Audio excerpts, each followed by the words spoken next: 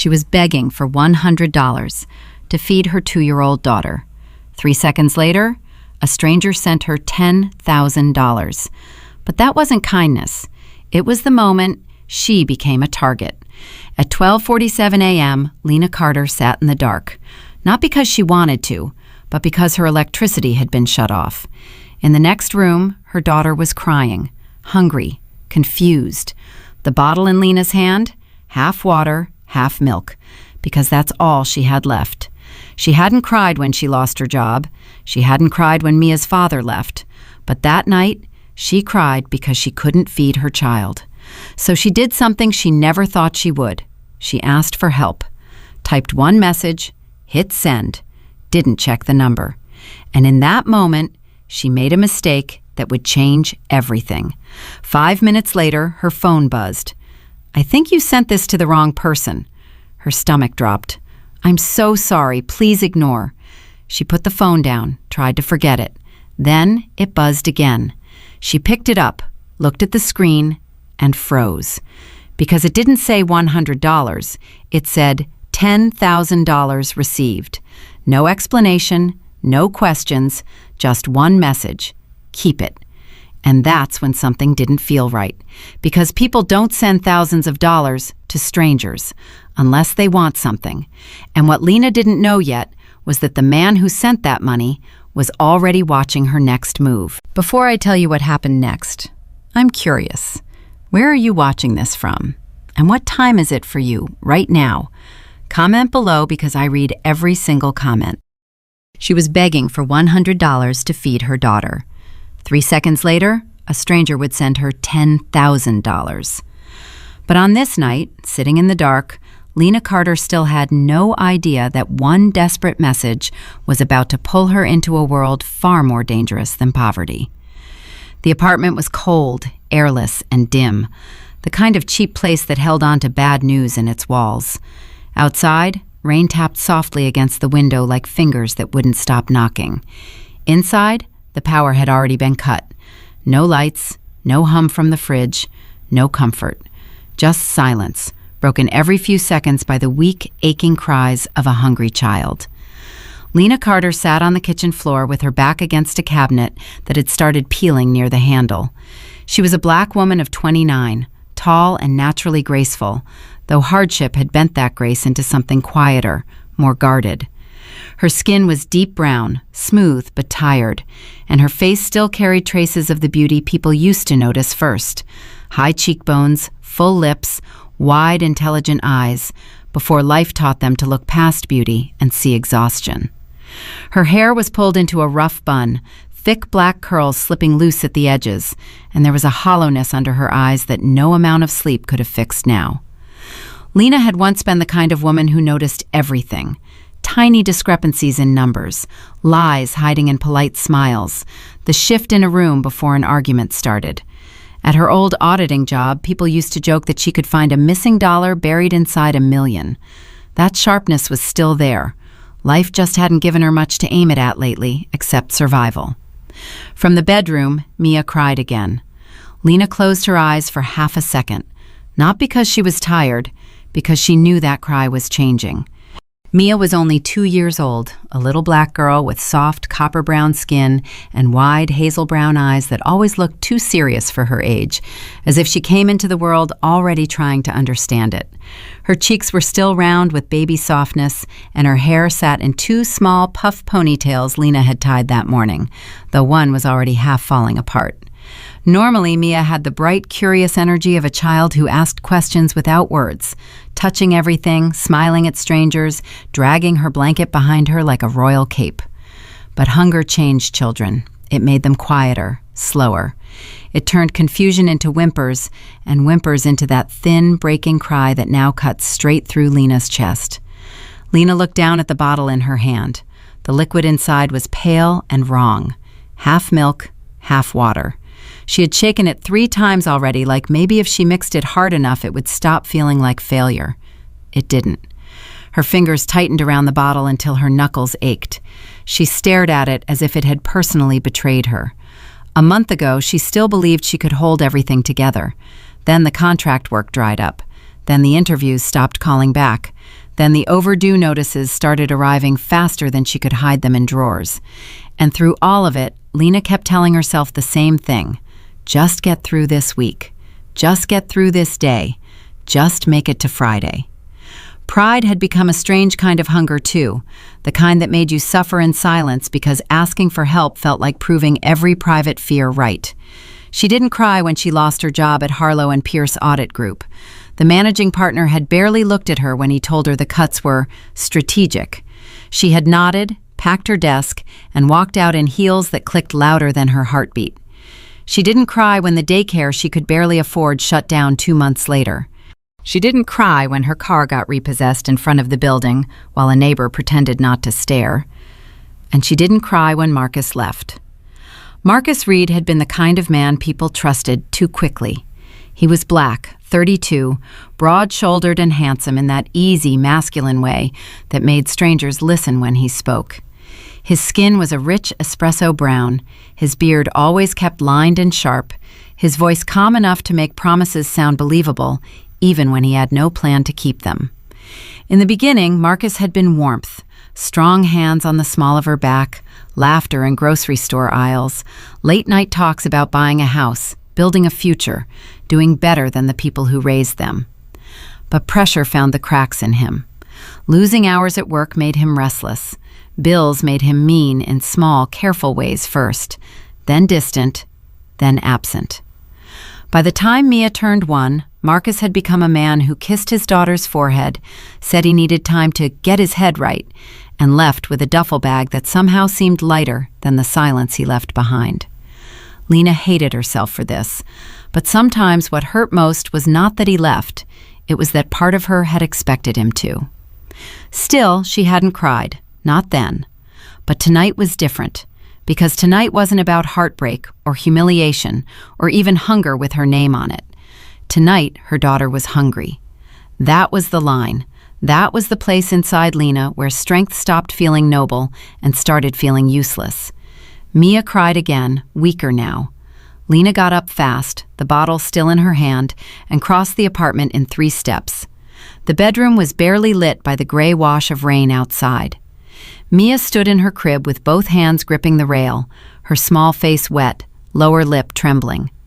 Lena scooped her up immediately, and Mia pressed into her chest with a tired little sob, one hand curling into the fabric of her mother's shirt. "I know, baby," Lena whispered, rocking her gently. "I know." Mia's body felt too light. That thought struck Lena so sharply she had to sit down on the edge of the bed before her knees gave out. She held her daughter against her and stared at the bottle on the nightstand. Every instinct in her was split in 2. One half still clung to pride, to dignity, to the belief that she should be able to fix this herself. The other half was older, fiercer, more animal than pride. It only knew one truth: feed your child. Taking help felt like failure, but letting Mia go hungry felt worse. That was the moment Lena broke. Not with screaming, not with drama, just a small, invisible collapse somewhere deep in the chest. Tears filled her eyes before she realized they were there. She pressed her lips together, breathing hard through her nose, ashamed even in private. It wasn't the lost job. It wasn't Marcus. It wasn't the darkness in the apartment or the stack of bills shoved under a fruit bowl in the kitchen. She cried because she could not feed her daughter. The truth of it sat between her ribs like glass. After a long moment, Lena shifted Mia gently onto the bed and reached for her phone. The screen lit up against the dark like an accusation. She unlocked it and opened her messages. Her thumb hovered over her brother's name. Ben had helped before, but never kindly. Ben was 35, shorter than Marcus, but thicker through the chest, with restless eyes and a permanent crease between his brows that made him look annoyed even when he was being generous. Life had made him practical in the harshest sense of the word. Every favor came with memory attached to it. Every dollar had a lecture folded inside. Asking him for help meant surviving tonight and paying for it emotionally later. Lena stared at the screen, her jaw tightened. In the bed, Mia let out one soft, sleepy whimper. That decided it. Lena typed with trembling fingers. "Hey, can you send me $100 for formula? I'll pay you back Friday." She read the message twice. It looked humiliating, small, necessary. Her thumb hovered over send. 1 second, 2. Then she hit it. She didn't check the contact, didn't read the number, didn't notice the single wrong digit that would change the course of her life. She only sat there in the dark, breathing hard, listening to the rain, holding her daughter's tiny sock in one hand like it was something holy. And in that moment, Lena Carter made the most important mistake of her life. Because that message wasn't going to her brother. It was going to a man who had already learned how to spot desperation, who trusted almost no one, and who was about to test her in ways she could never imagine. The message came back in less than 5 minutes, and it changed everything. "I think you texted the wrong number." Lena's breath caught in her throat. For a second, she didn't move. Her fingers hovered over the screen, stiff, unsure, as if even touching the phone again might make the situation worse. Heat rushed to her face despite the cold apartment, a sharp wave of embarrassment flooding through her chest. Of course she had. Of course she messed up something this simple. "I'm sorry. Please ignore," she typed quickly, her thumbs clumsy now, her pride scrambling to clean up the mess before it grew bigger. She hit send and immediately locked the phone, pressing it face down against the mattress like she could bury the mistake under fabric and silence. For a moment, she allowed herself to breathe again. Just a mistake, just one more thing to add to the pile. Nothing new, nothing that would fix anything. Then the phone buzzed.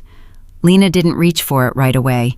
She stared at it instead, as if it might explode or accuse her of something worse. Her mind ran through possibilities. Another reply, maybe irritation, maybe sarcasm, maybe someone about to tell her exactly what she already felt about herself. The phone buzzed again. That was enough. She grabbed it, unlocked it, looked at the screen, and froze. Her heart skipped so hard it hurt. The number didn't make sense at first. It didn't register, because her brain was still expecting rejection, or silence, or nothing. But it wasn't nothing. It was a notification. A transfer. $10,000 received. Lena blinked once, then again. Her breath became shallow, uneven. She opened the app fully, her fingers trembling now in a way she couldn't control. The number didn't change. It didn't disappear. It didn't glitch back to reality. $10,000. Her chest tightened, not with relief, but with something closer to fear. "This is too much," she typed, her hands moving automatically now, like they were trying to restore order to something that didn't belong to her. "I only needed $100. 3 dots appeared almost instantly. Then, "Keep it." Lena stared. No strings. She let out a short, dry laugh, the kind that came from disbelief, not humor. No strings? That wasn't how anything worked. Not in her life. Not in anyone's life she had ever known. People didn't give like this. People traded. People expected. People remembered. She typed again, slower this time. "I can't accept this from someone I don't know." A pause. Longer this time. For a moment, Lena felt something strange. Relief. Maybe that was it. Maybe the man would take it back. Maybe this would all reset into something normal again. Then the reply came. "I'm Daniel." Lena's eyes narrowed slightly. That wasn't an answer. That was an introduction. She didn't reply. Instead, she set the phone down again, her pulse still uneven, her thoughts spiraling into places she didn't trust. Mia shifted softly beside her, already drifting into a fragile sleep after finishing the watered-down bottle. Lena brushed a hand gently over her daughter's hair, grounding herself in something real. $10,000. It didn't feel like help. It felt like something she didn't understand yet. That night, long after Mia fell asleep, Lena sat alone on the edge of the bed with her phone in her hand.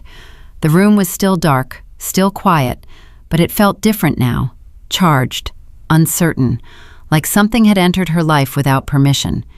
She opened her browser slowly, typed the name, Daniel Hayes. The results loaded instantly. Too fast, too many. Articles, interviews, financial reports, photos. Lena's stomach dropped as she read. Daniel Hayes was not just rich, he was untouchable. A black man in his early 40s, Tall and sharply built, his presence carried a kind of quiet authority even in still images. His skin was a deep, even tone, his jawline clean and defined, always framed by a carefully maintained short beard that gave him an edge of severity. His eyes, dark, steady, unreadable, were the kind that didn't ask questions. They assessed, calculated, decided. In every photo, he wore tailored suits that fit him like armor, shoulders squared, posture straight, as if he had trained himself to never appear uncertain. People like him didn't stumble into power. They built it and protected it. Founder and CEO of Ethereum Biotech, a company at the forefront of medical innovation, AI diagnostics, genetic therapy systems, billion-dollar patents tied to hospital networks across the country. Estimated net worth? Billions. Lena exhaled slowly, her fingers tightening slightly around the phone. This wasn't normal. This wasn't random. This wasn't safe. Her mind immediately went to the worst places.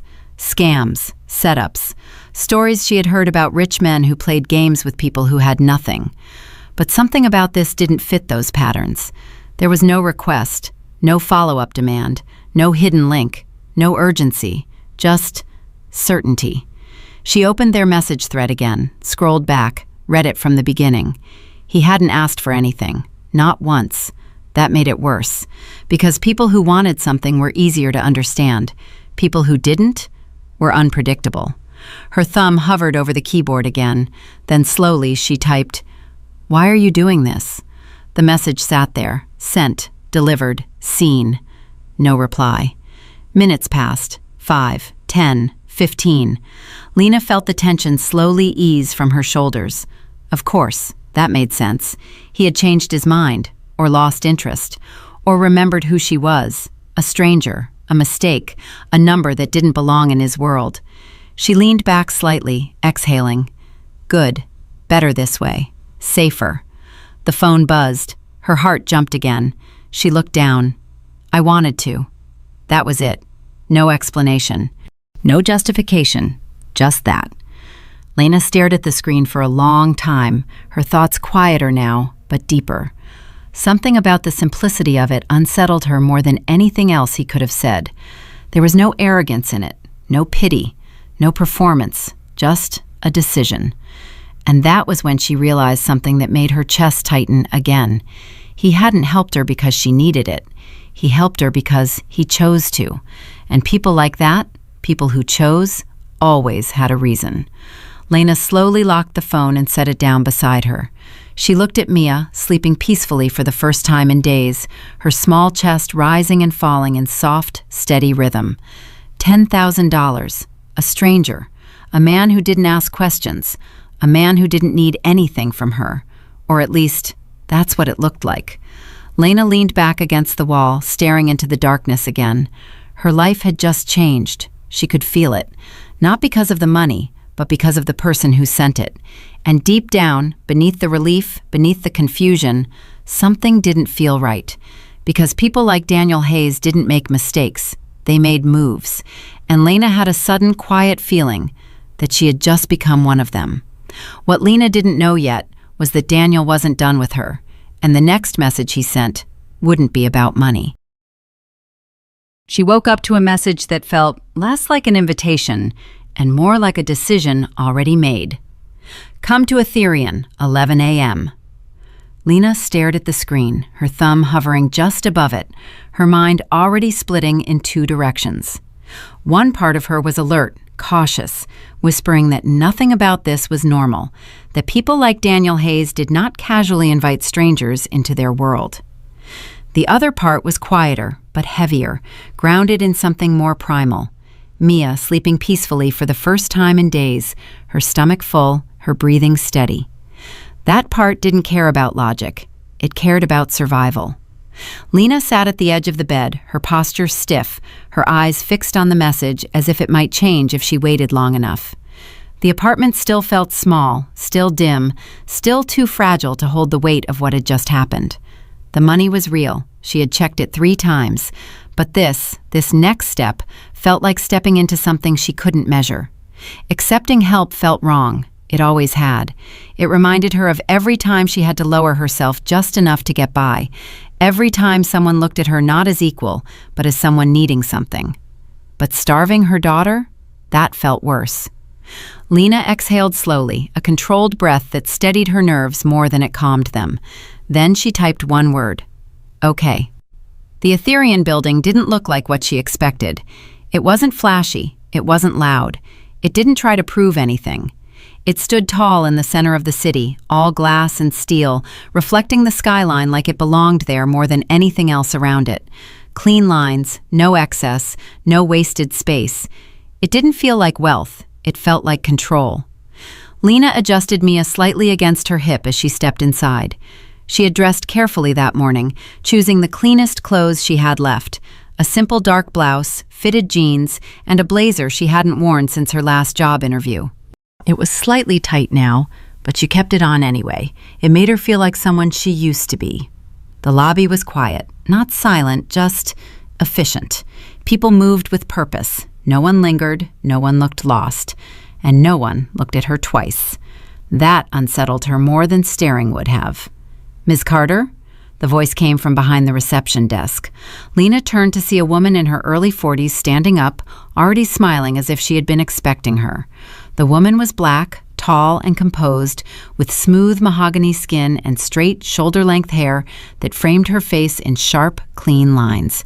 Her posture was precise, almost military, and her expression carried a kind of calm authority that made people instinctively listen.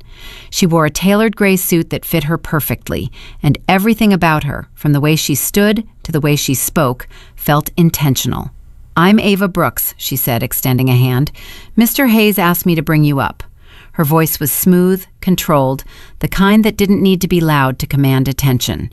Ava wasn't just an assistant. Lena could see it immediately.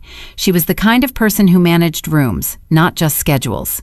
Someone who had learned, through experience, that being underestimated was a tool if you used it right. Lena shook her hand, her grip firm despite the tension building in her chest. "You were expecting me?" Lena asked. Ava's smile didn't change. "We ran your background," she said simply. "We don't invite people here without knowing who they are." There it was again. Not kindness, precision. Lena nodded slowly, her mind filing that away, even as her instincts sharpened. She followed Ava toward the elevator, Mia resting quietly against her shoulder now, her small fingers gripping Lena's shirt like an anchor. The elevator ride was silent, fast. When the doors opened, Lena stepped into a space that didn't feel like an office. It felt controlled. Glass walls, clean desks, screens displaying streams of data she couldn't fully process at a glance. There was no clutter, no personal touches, no distractions. Everything here had a purpose. Then she saw it. A nursery. Not improvised, not temporary, a fully designed space tucked behind a glass partition. Soft flooring, clean white furniture, carefully arranged toys, even a small sleeping area. It wasn't decorative, it was functional, thought out. Lena stopped walking. Ava noticed. "He wanted you to see that first," she said quietly, "so you don't have to choose." Lena didn't respond immediately. Her eyes moved slowly across the room, taking in every detail. Something about it felt unsettling.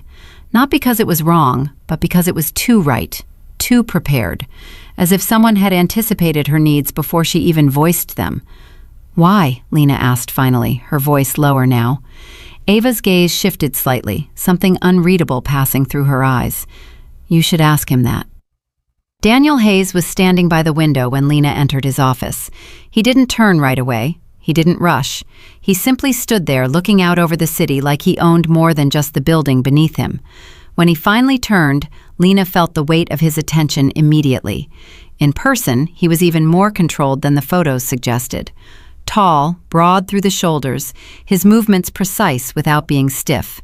His dark skin caught the light differently here, sharper, more defined, and his eyes, those same unreadable eyes, focused on her with a quiet intensity that made it clear he wasn't guessing anything about her. He already knew. "Lena Carter," he said, as if confirming a fact he had already accepted. His voice was deep, steady, and completely without hesitation. "You came." Lena adjusted her grip on Mia slightly, forcing herself to meet his gaze. "You sent $10,000 to a stranger," she replied. I needed to understand why. For a brief second, so brief most people would miss it, something shifted in his expression. Not surprise, recognition. "You didn't ask for more," he said. "That matters." Lena frowned slightly. "That's your reason?" Daniel stepped closer now, his movements unhurried, deliberate. "No," he said calmly. "That's how I chose you." Silence stretched between them, heavy, measured. "You used to work in forensic audit," he continued. "You flagged inconsistencies most people overlooked." Lena's breath caught slightly. "You read my files." "I read everything." Another pause, then, "And people like you," Daniel said, his gaze steady now, "notice things others ignore." Lena felt it then, the shift. This wasn't an offer. It wasn't even a favor. It was a selection. A decision made before she ever walked into the building, before she even sent the message.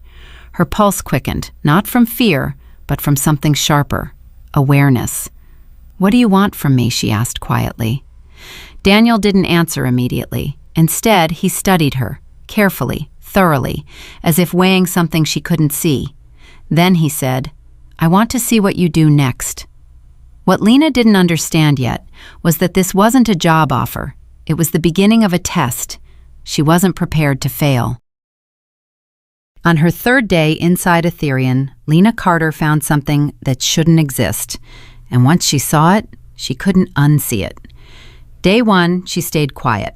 She learned the layout, the rhythm of the place, the way conversations stopped just short of saying anything real. Day two, she observed. She watched how people moved, how data flowed, how decisions were made without being explained. But day three, something shifted. It wasn't loud, it wasn't obvious.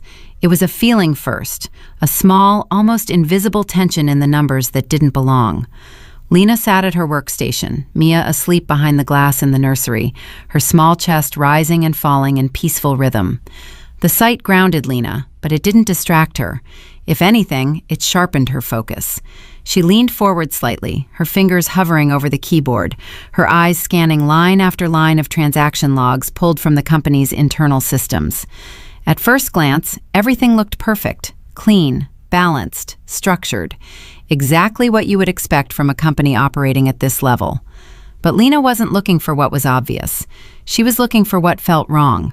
And then she saw it. A small payment, $1,200, tagged under vendor services. Nothing unusual. She almost moved past it. Then she paused. Something about it lingered. She clicked into the entry, her eyes narrowing slightly as she followed the reference trail.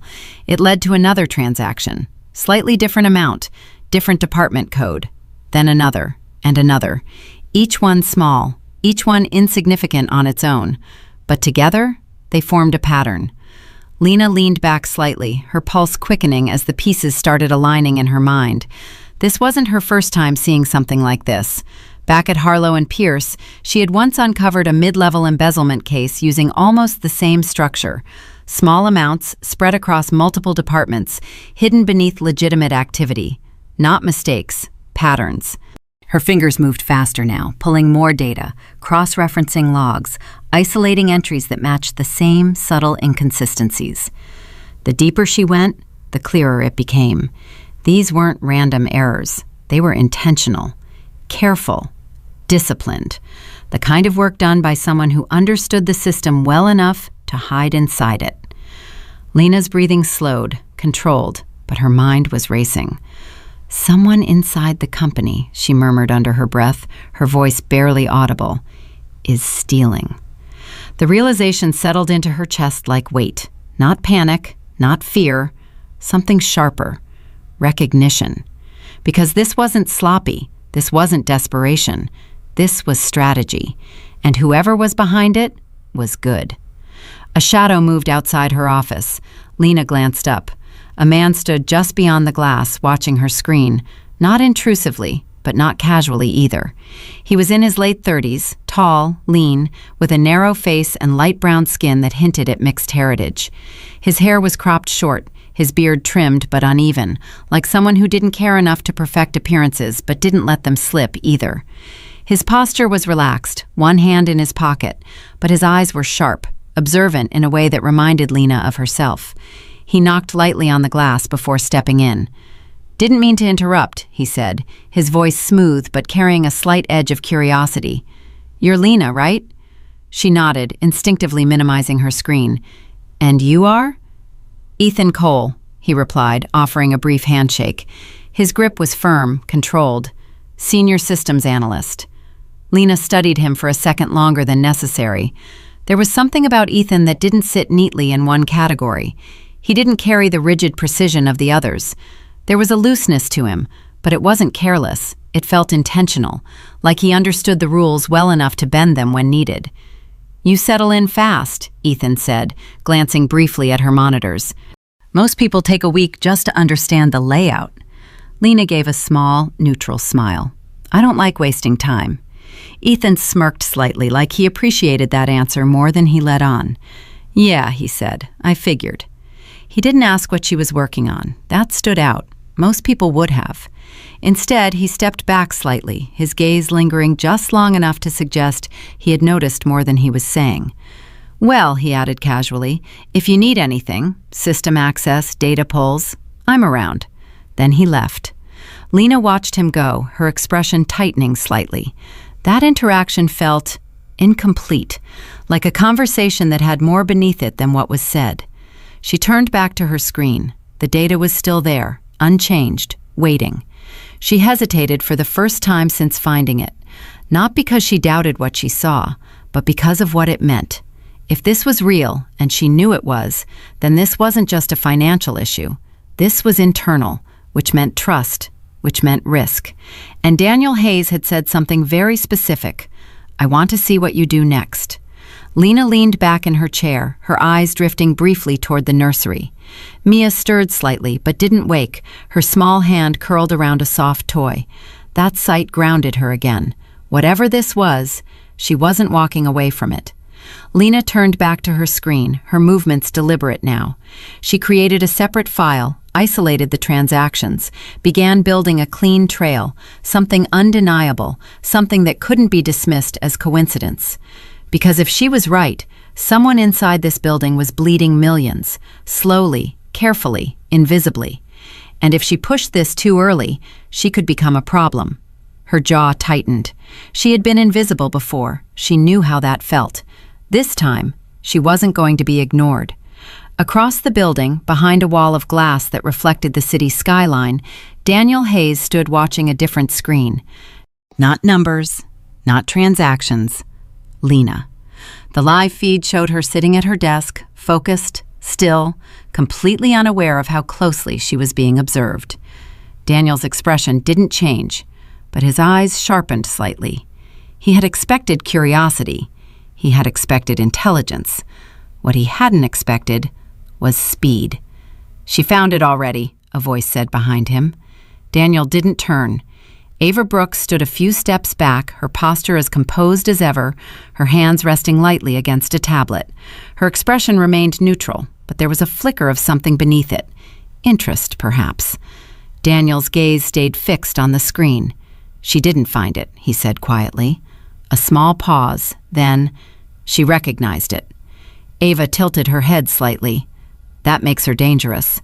Daniel didn't respond immediately. Then, almost to himself, he said, "That's the point." What Lena didn't know was that she had just passed the first part of Daniel's test, and the next one wouldn't be about numbers anymore. By the time Lena Carter traced the pattern to a single name, she already knew this wasn't something she could walk away from, and that the moment she said it out loud, everything would change. The name sat on her screen like a warning. Victor Kane, Chief Financial Officer. Lena didn't react immediately. She just stared at it, her expression still, controlled, the way it used to be when she was deep into a case back at her old firm. But inside, something tightened. Not fear, recognition, because this was the point where problems stopped being abstract and started becoming dangerous. Victor Kane wasn't just another executive. He was the system. She didn't go to Daniel right away. That would have been the obvious move. Instead, Lena spent the next 2 hours digging deeper, moving quietly through the data, isolating every transaction that linked back to the shell accounts she had uncovered. The pattern held: clean, consistent, intentional. Whoever had built this didn't just understand financial systems. They understood human behavior. They knew exactly how much to take without triggering suspicion, exactly how to spread the transactions so no single department would notice. This wasn't theft, it was architecture, and Victor Kane was the architect. Victor Kane was in his mid-40s, a man who carried authority without needing to raise his voice. His skin was a warm, deep brown, his frame tall and solid, built more from discipline than vanity. He had a face carved in sharp lines, defined cheekbones, a firm jaw, and eyes that didn't move quickly but saw everything. His beard was close-cropped, always precise, never a hair out of place. He dressed like a man who understood power, not flashy, not loud, but exact. Every suit tailored, every detail intentional. People like Victor didn't chase control, they maintained it. He had built his reputation inside Ethereum over the last 2 years, stepping in after the previous CFO quietly resigned under circumstances no one fully explained. Officially, Victor had streamlined operations, optimized financial flow, tightened inefficiencies. Unofficially, he had rewritten the system in ways no one questioned because everything looked better on the surface. Better, cleaner, profitable. That was the genius of it. He didn't break the system, he improved it, just enough to hide inside it. Lena finally stood up from her desk, her movements steady now. Mia was still asleep behind the glass, unaware of the shift that had just taken place in her mother's world. Lena looked at her for a brief moment, grounding herself. Then she walked, straight toward Daniel's office. Daniel Hayes didn't look surprised when she entered. He was standing near his desk, reviewing something on a tablet, but his eyes lifted immediately, locking onto hers with that same unreadable focus. "You found something," he said, not a question. Lena stepped forward, placing a thin folder onto the table between them. Her voice was calm, but firm. "It's not just something," she said. "It's a system." Daniel didn't move right away. Then slowly he reached for the folder. He flipped it open, read. Silence filled the room. Heavy, measured. Lena watched him carefully. She wasn't looking for shock. She already knew she wouldn't find it. She was looking for confirmation, and after a few seconds, she got it. Daniel exhaled once, low and controlled. "You're sure?" he said. "Yes." Another pause. Then Lena added, "It leads to Victor Kane." That was the moment. Not loud, not dramatic, but final. Daniel closed the folder slowly, his expression tightening just enough to register the weight of what she had said. "I suspected," he admitted. Lena's eyes narrowed slightly. "You knew?" "I didn't know enough," Daniel replied. "Not like this." Silence stretched again. Then, a soft knock on the door. Before either of them responded, it opened. Victor Kane stepped inside. The timing was wrong. Too perfect. Lena felt it immediately. Victor's gaze moved first to Daniel, then to her, his expression calm, almost polite. "I didn't realize you had company," he said smoothly. His voice was deep, controlled, carrying just enough warmth to seem approachable, but not enough to be trusted. Daniel didn't react. "Victor," he said simply. Victor's eyes flicked briefly to the folder on the desk, then back to Lena. A small smile formed, not friendly, measured. "You must be the new hire," he said. Lena didn't respond immediately. She held his gaze steady. "And you must be the reason I was brought in." The room shifted, subtle, but real. Victor's smile widened slightly, though it didn't reach his eyes. "Careful," he said lightly. "That sounds like an accusation." Lena didn't look away. "It's an observation." For a brief second, just a fraction, Victor's expression changed. Then it was gone, replaced by something colder. He stepped forward, placing a small flash drive on the table with deliberate precision. "You think you found something," he said, his tone even, "but you're looking at the surface." Daniel's jaw tightened. "What is this?" he asked. Victor's eyes flicked between them. "My insurance." The word landed hard. "I've been collecting data too," Victor continued calmly. "Internal communications, financial movements, decisions that could be interpreted in ways you wouldn't like. Lena felt it then. Not fear, pressure. Calculated, directed. Victor wasn't reacting. He was countering. "You think you can prove anything?" Victor said, his voice lowering slightly now, losing its softness. His gaze settled on Lena. "And you," he added, studying her more closely, "you're new enough to still believe truth matters here." That wasn't an insult. It was a warning.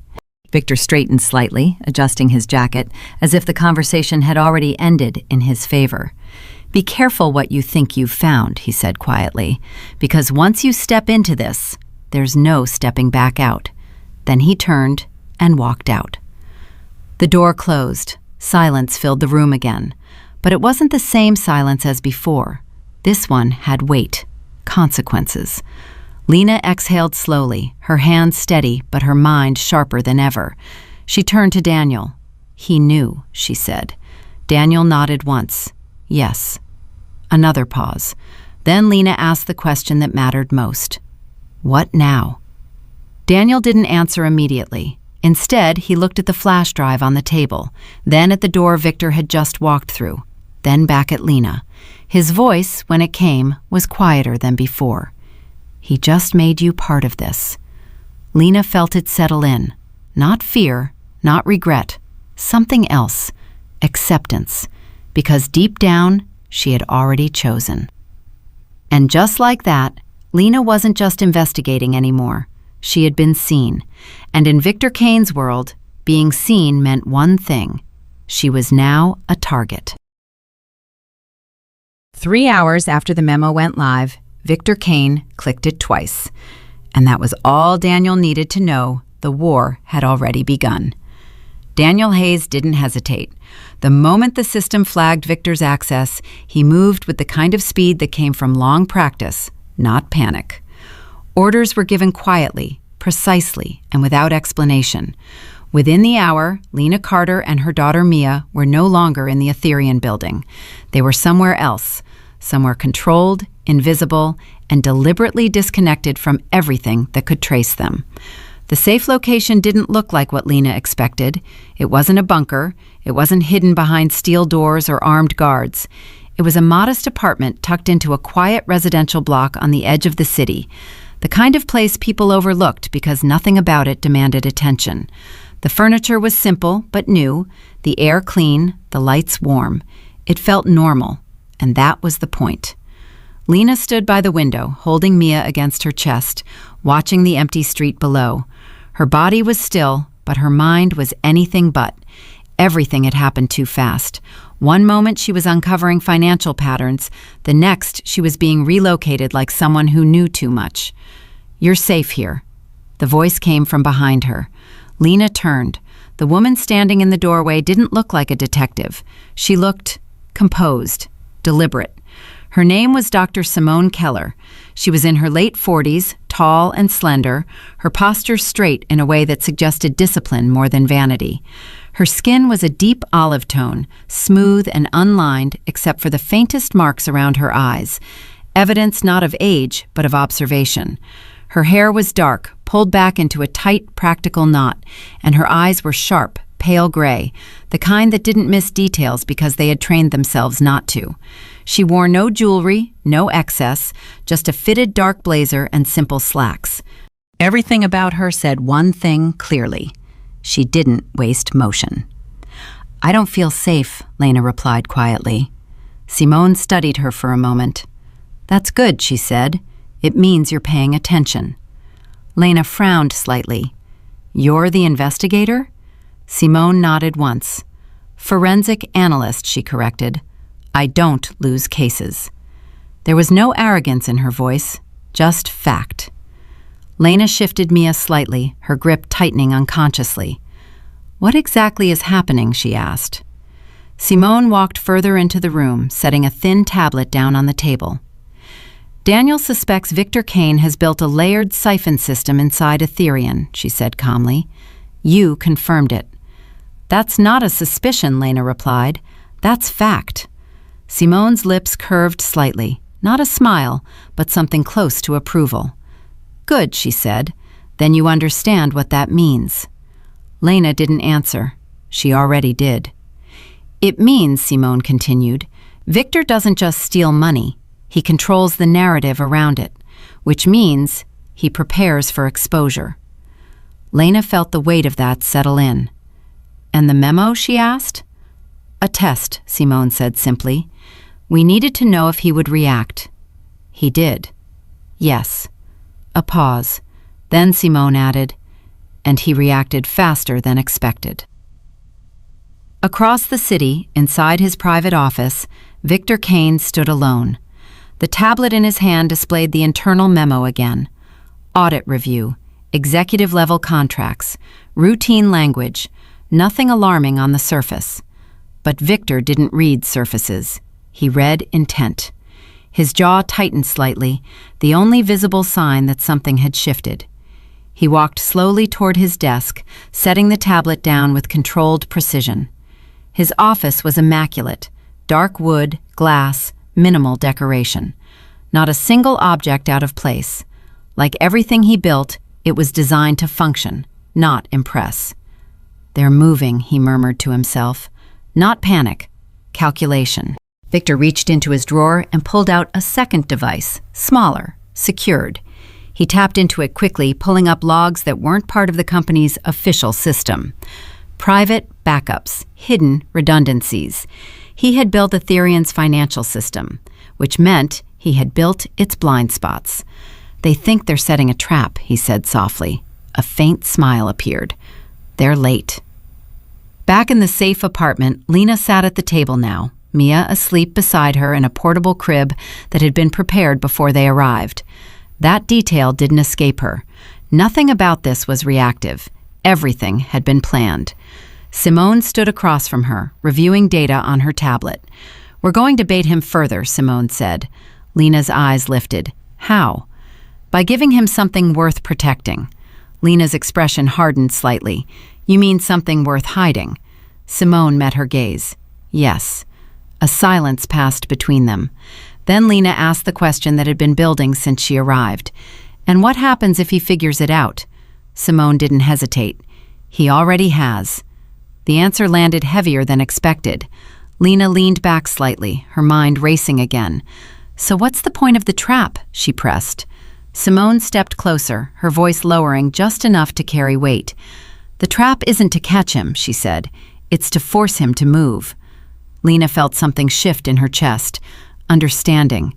Because movement meant exposure, and exposure meant risk. Not just for Victor, for everyone. Her phone buzzed. Lena looked down. A message. Unknown number. Her stomach tightened instantly. She opened it. One line. No greeting, no context. You should have stayed out of it. Lena's breath caught. She looked up at Simone. Simone was already watching her.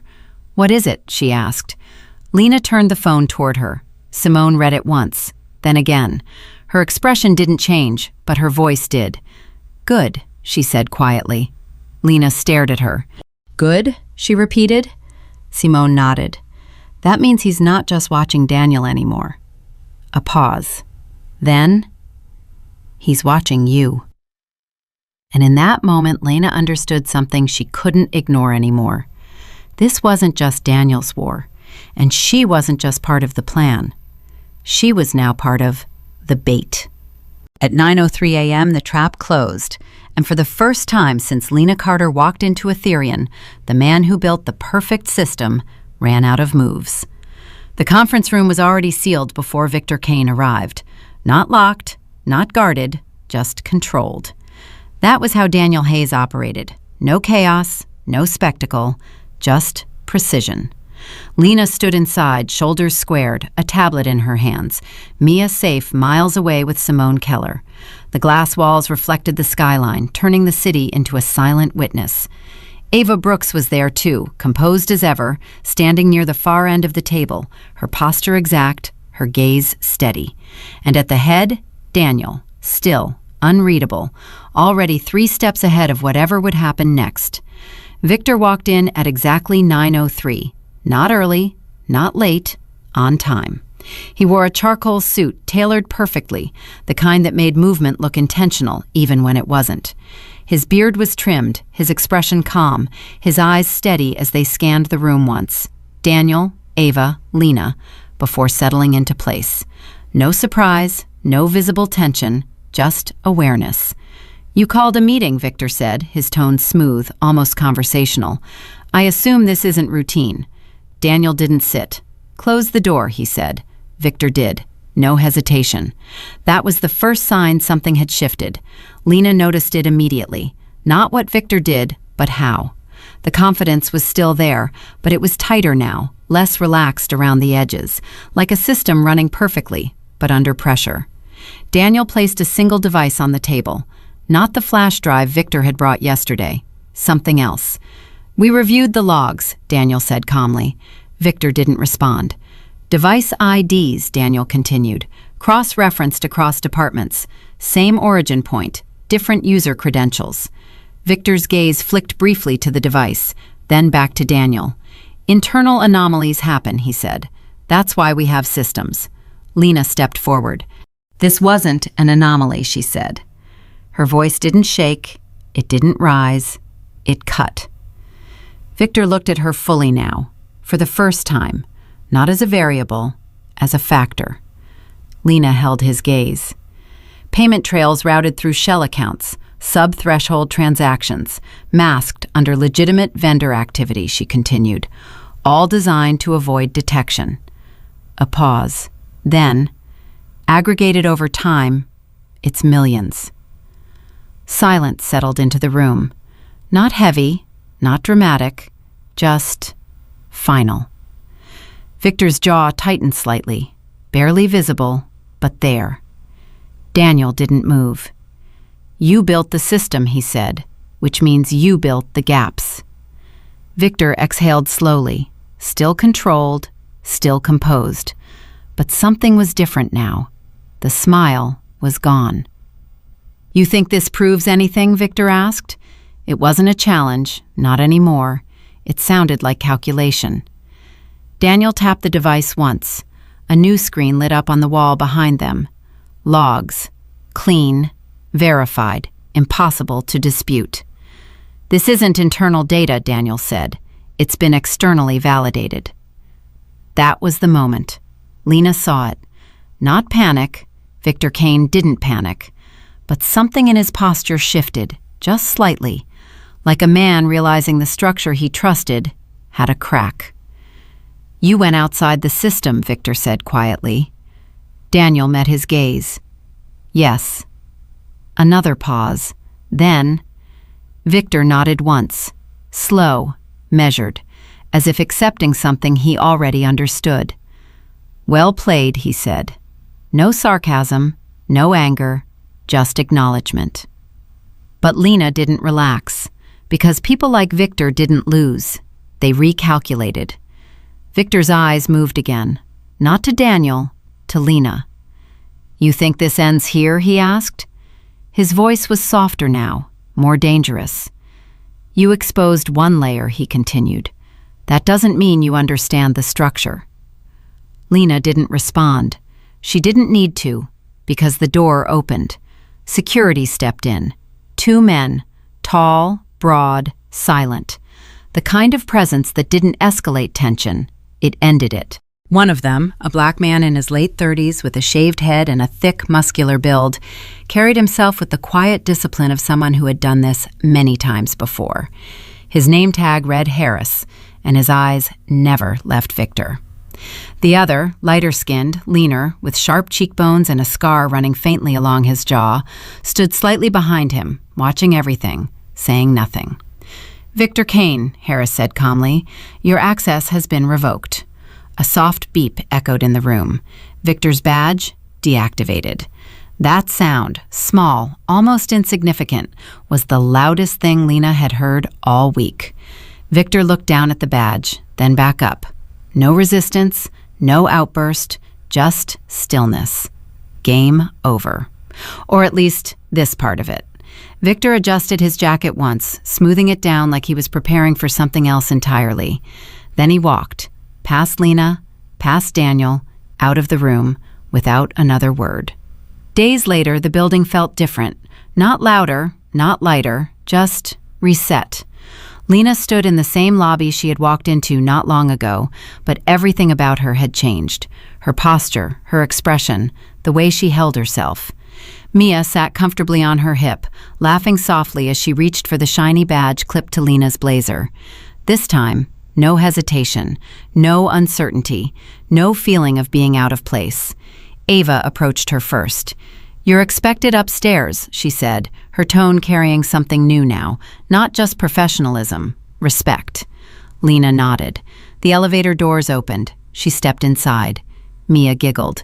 The doors closed, and when they opened again, everything was different. The same office, the same glass walls, the same system, but now she belonged to it. Daniel stood waiting near the window, his posture relaxed for once, his expression softer. Not by much, but enough. "You came back," he said. Lena adjusted Mia slightly, meeting his gaze. "I never left," she replied. A small pause. Then Daniel nodded. "Head of Internal Audit," he said. "Full authority. Build it the way it should have been built." Lena looked at him, then at the system behind him, then at her daughter. Safe, fed, laughing. And for the first time, she didn't feel like she was catching up to life. She was ahead of it. Victor Kane was gone, but systems like his don't disappear. And somewhere, someone else was already watching Lena Carter, the same way she once watched the numbers. That night, she opened her phone, scrolled, and stopped. Right there. "Can you send me $100? For a moment, she just stared at it, because that message was the last time she ever asked anyone for anything. She smiled, not because it was luck, not because someone saved her, but because she finally understood the truth. It wasn't a mistake. It was the moment she stopped being the one who needed help and became the one people couldn't ignore. Be honest, if a stranger sent you $10,000, would you trust it? Or would you walk away knowing it could change your life? Comment below. I read every answer.